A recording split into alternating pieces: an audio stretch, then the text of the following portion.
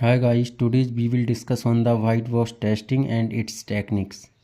So white box testing, also known as clear box and open box or glass box testing.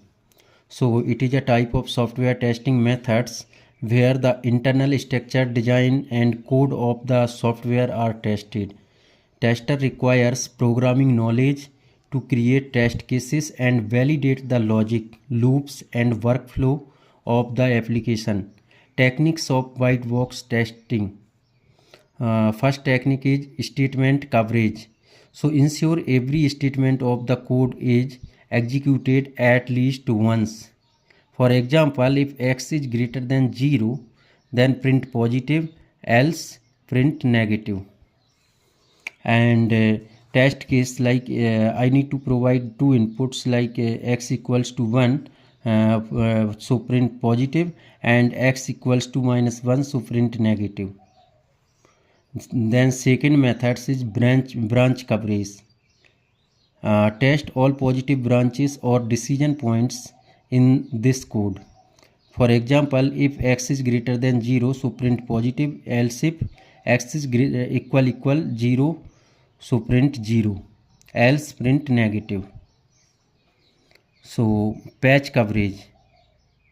So in this method we need to ensure all the independent patches in the program are tested. For a function with two loops, test all possible loops, execute 0 or 1 or multiple iterations. Then condition coverage. So in this technique we need to validate all the condition in a decision statements, both true or false. For example, if x is greater than 0 and y is less than 5, so print valid. Test cases: if x is greater than 0 or y is less than 5, so print valid. So here is a three test cases like x is equal to 1 and y equals to 4. So both condition are true. X equals to -1 and y equals to 4.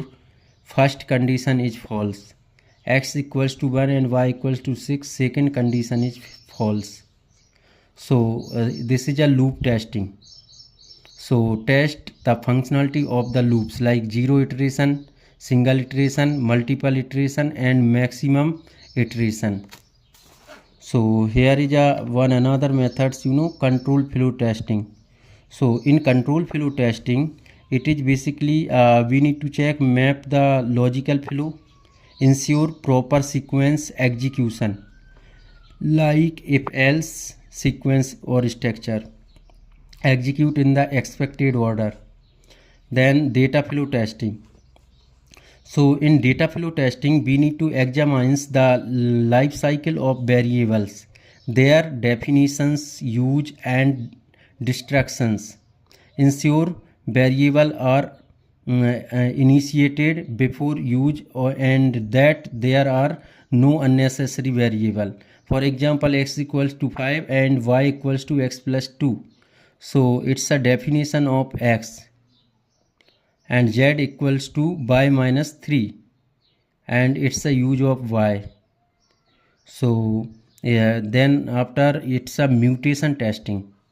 Mutation testing means we need to introduce the small changes in code. We need to introduce the small changes in the code.